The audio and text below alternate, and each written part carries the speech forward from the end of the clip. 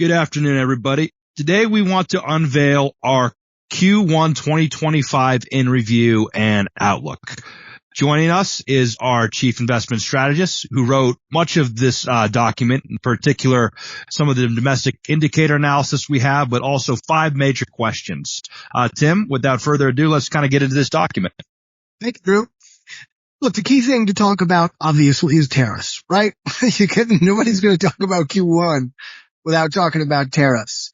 And we wrote a ton about tariffs. And to be clear, we've been talking about protectionism. I started here with WealthVest in 2022, and we've been talking about protectionism for 3 years. One of our standard presentations has been the secular drivers of inflation. And these number 2 of all those secular drivers, right after demographics, has been growing protectionism, right? This did not begin with this administration. And frankly, it didn't even begin in 2018 with the president's first foray into tariffs. But just to put that in perspective, in 2018, we went from 2% to 3% on average goods import tariffs. That number is now going from 3% to, even if it's very conservative and Scott Bessent gets the ear of the president and all that, we're still going from somewhere in the neighborhood from 3 to 10, right? On the high end, it's 3 to 15. So there is going to be an economic impact here way beyond anything that we experienced in the 2017-2018 period. One of the things that we focused on with tariffs is how regressive they are. And that matters. It doesn't just matter politically that you are trying to replace progressive income taxes with regressive consumption taxes, which is what tariffs are, but it also matters to the economy, and it will have an immediate impact. Think back to 2021. In the first quarter, I believe it was, when we sent out checks to all Americans or all Americans below a certain income level, and you had an explosion of consumer spending. Well, I'm not saying that the inverse is going to be true here to that degree. We'd have a down 20% personal consumption expenditure quarter, which is a disaster, and that's not what we're expecting. And the implementation, the hit to the consumer won't be as quick as those checks were. But there will be a hit to consumers. And I think that is sort of the story that is not being discussed enough. Look, everybody has thoughts on tariffs. But I think we have done a really good job of focusing on what is the impact to that consumer in the United States who is going to spend 100% of his or her income. That person is going to be meaningfully negatively affected by these tariffs. One of the other things we've written a lot about is the impact on housing. One of the goals here is, or one of the, I think, ulterior motives of the administration is, look, tariffs will be okay because we need to slow the economy anyway. And in slowing the economy, what we'll do is bring down interest rates. Well, that hasn't worked. What's happened is that while the 10-year is down a bit, credit spreads are up. Mortgage-backed security spreads are up. So the net effect has been that we end up with a mortgage, a 30-year mortgage at around 7%. And we know from the last couple of years that housing doesn't really work that well at that level. If the trade-off was going to be slower economic growth and the benefit being lower interest rate, that simply has not worked. So you see the chart there of the XHB, which is the ETF for housing. It's stocks of everything from Toll Brothers and Pulte to Williams-Sonoma and Home Depot. And what that chart is telling you is that overall, the market is not buying this economic experiment. And that is what this is. This is a unprecedented economic experiment. Are there good intentions behind it? Sure. But as of right now, investors are looking at this saying, we have no way of quantifying what the impact might be. And the reason why I like looking at the XHB is that's your forward-looking indicator of a sector that is absolutely pivotal to the American economy. You have had very few, you've had 2 recessions since 1945 that weren't clearly preceded by a housing downturn. And my fear is that if we have a weaker economy, we have 30-year mortgage rates 7%, then you are going to continue to see weakness in housing. And that is what the price action in the XHB has told you. So that's a little taste of what we've talked about. And we enumerate, a half a dozen other essays that we wrote in Q1 and previous to Q1 about the impact of tariffs in the implementation of these tariffs.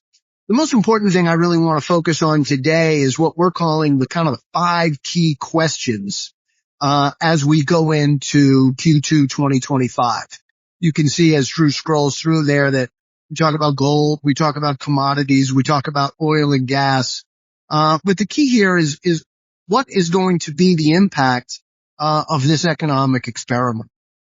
Are we at peak uncertainty for tariffs? Well, clearly we're not, right? As we record this today, the market is up quite a bit because it appeared that President Trump was backtracking on tariffs with China. But then you got a little bit of a sell-off late in the day because we're still talking about 40 and 50% type tariffs. Those are the kind of numbers that get you from that 3% to 10% level on our overall rate of tariffs of goods coming into the U.S. economy. That is not something that anybody can quantify. Look, the president believes in this tariff policy. He's got some smart people around him, like Scott Bessent, like Stephen Moran. Would they have chosen different implementation? Absolutely. But this is the way the president wants to negotiate it. And it really is impossible to know what will happen. My big fear, though, is that the Chinese are we are in a battle of wills with the Chinese. And I fear that that is a battle of will that is going to be hard for us to win, just from the standpoint that, look, everybody's got to run for Congress every 2 years. It is April of 2025, but everybody's running for their House seats again in 2026. According to the Cook report, there's as many as 50 House seats that are now up for grabs, which is as much as double what it was in the last cycle. So if there isn't an economic recovery, or if there is an economic recession, the House is going to lose. The Republicans are going to lose the House.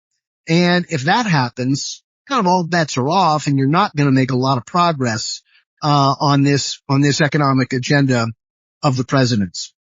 The second question we ask is, what does consumer confidence tell us about the consumer going forward? Consumer confidence has absolutely collapsed. Our best measures of it, Michigan, Conference Board, but consumer spending is still quite strong. As a matter of fact, we just saw retail sales from Johnson Redbook rising 7%. It has been not a good bet to bet against the buying intentions of the U.S. consumer.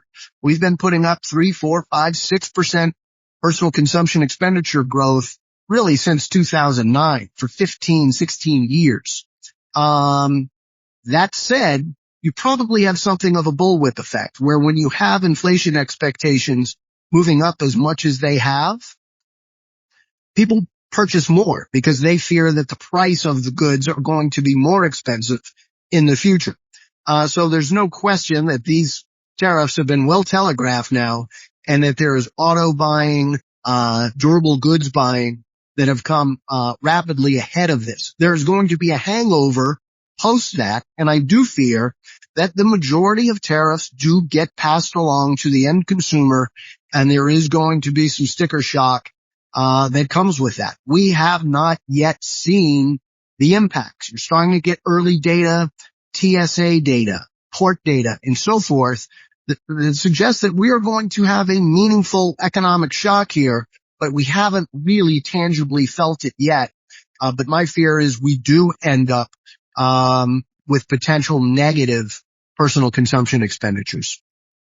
Drew, let's go and look at the other things. Look, housing, as I talked about already, housing is incredibly important. Our go-to presentation when we talk about the business cycle is our HOPE presentation, which is housing, followed by orders, followed by profits, followed by employment.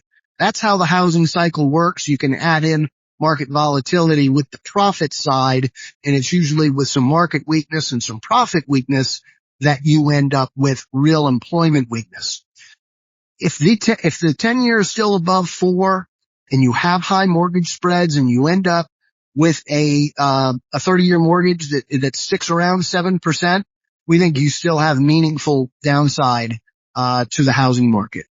Number 4 are earnings revisions going to continue to move forward. As we do this recording today, we've gone from a little over 270 for S&P earnings estimates for 2025 to around 260. I expect Q1 earnings will show beats in lowering of guidance to some degree across the board. So look, if last year was 245, there's real risk that you still have meaningful downside to earnings. Remember, if we do have a recession, in recessions you tend to get 10 to 15% negative earnings growth. Okay, that puts you at a number somewhere around 220, 225. That's not our base case. That's not necessarily our call. Even at 250, you're looking at a market that is still well over 20 times earnings, closer to 22, 23 times earnings. And that's hard to justify when you have a long-term inflationary picture building for the global economy. And as we exit globalization, as we exit global cooperation, and we move in the opposite direction towards sort of mercantilism and protectionism, there's every reason to believe that you are going to have some margin degradation and some loss of productivity, some loss of real wage growth, and that's a real threat to the earnings numbers that are out there. Where does the stock market go from here? Look, we'll be the first people to tell you that we have no idea. But it doesn't look attractive to us on a multiple standpoint, and we think there's downside to earnings. So it stands to reason that we just simply do not believe that the equity markets are a good risk reward from here. I do believe that the president believes in tariffs. He believes in the revenues that we can achieve with tariffs, and he believes that we can meaningfully grow manufacturing, which is only 8% of employment in the United States. It's been falling for literally 70 years. It's not easy to grow that, but that is the goal of this administration. And it's hard to believe there won't be a meaningful amount of economic dislocation that should lead to lower earnings, lower multiples, especially when you look at the idea that there could be meaningfully higher inflation and higher inflation volatility going forward. Drew, let me hand it over to you to kind of walk through the international outlook. Awesome. Thanks, Tim. So for the international outlook, we focused on Europe, Japan, India, and China this time around. In terms of Europe, you've seen a couple positive indications in terms of their equity markets. One being that they have rampantly upticked defense production. So you've seen huge boosts in companies like Leonardo, BAE Systems, Rheinmetall. So just across the board, European defense companies and weapons manufacturing companies. Second, they have dialed back on their austerity, especially in the relation to Germany. So Germany had more or less a constitutional mandate that they can't run their debts at certain levels. From general understanding is they have offset a lot of that. So Germany is prepared to be a lot more stimulative, as are many other markets across the continent. When we go to Japan, the big story for Japan is really, we've had a great moderation, but they've really had a great disinflation for many, many decades. This chart here shows Japan's 10-year government bond yield, starting to tick up. And it's been a long time since policymakers have increased their short-term interest rates, to the target by over 0.5%. That's kind of where they're headed. Unemployment has been hovering around 2.4%. So, we've seen also labor force, participation increase. So their yields are poised to increase a bit. India, big question about India is right now they're puttering around 6.5% GDP. They'd love to be a developed country by 2047. That would require an annual growth of 8% or more a year. I think I saw it was Kevin O'Leary or Mr. Wonderful, as he's most commonly known in Shark Tank.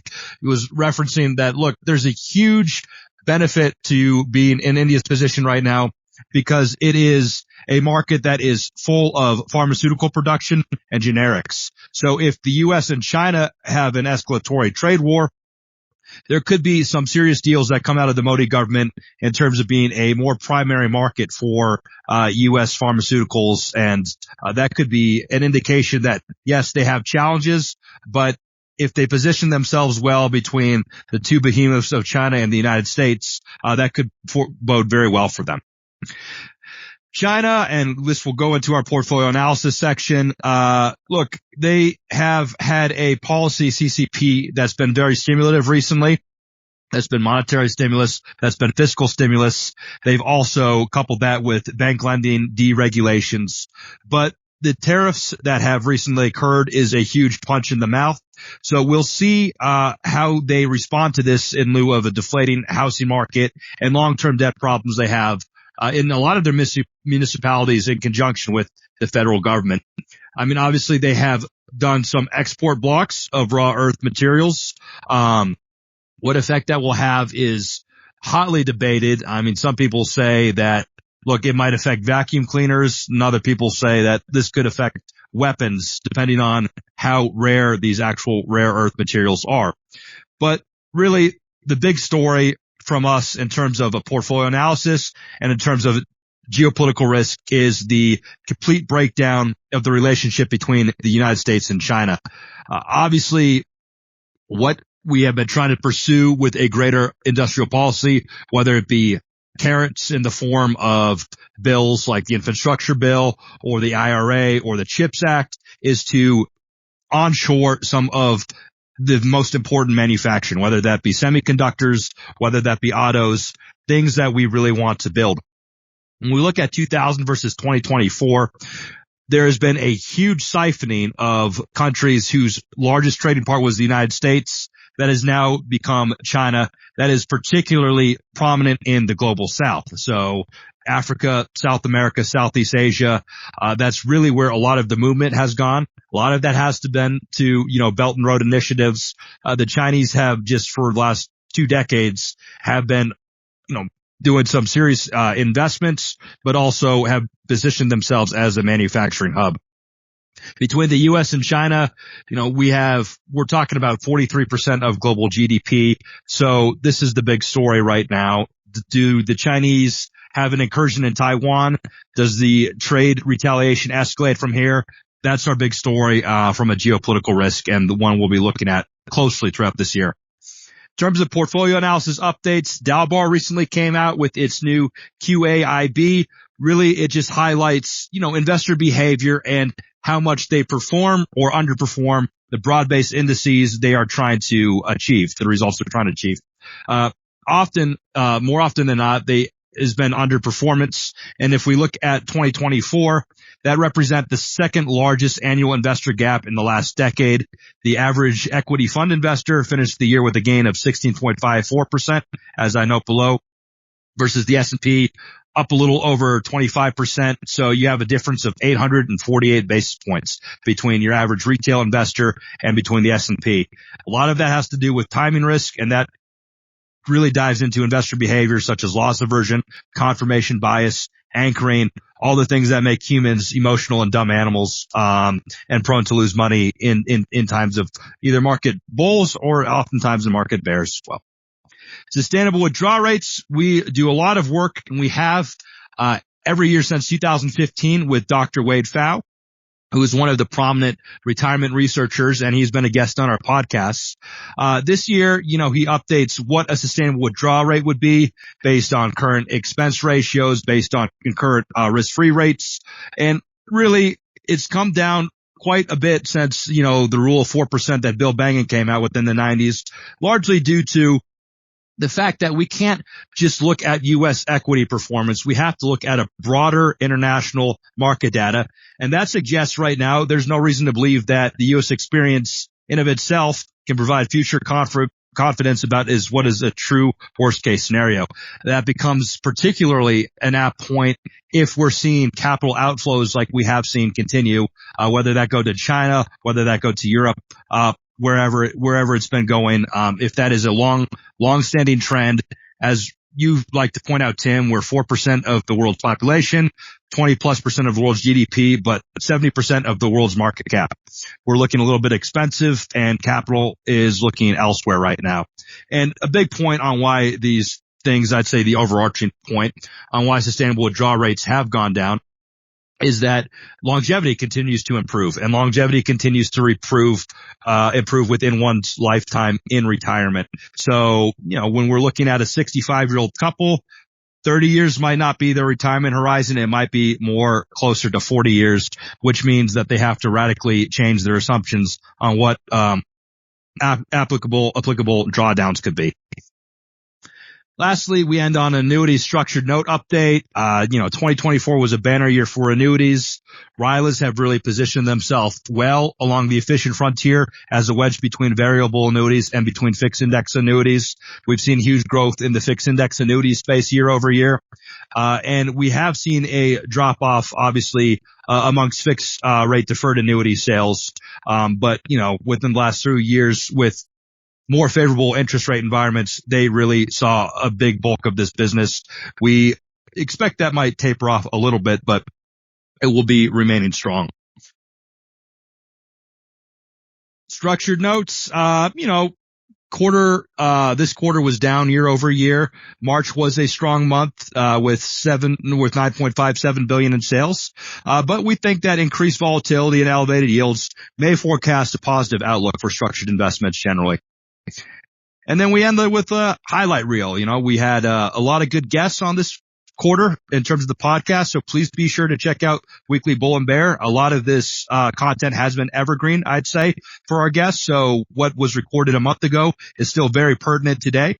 And we showcase some of our blogs as well. And as always, please feel free to reach out to Tim Pierotti at WealthVest if you think this would be a great kind of synopsis to give to your branch or to give to some of your clients in general. Thank you. Thanks, Drew.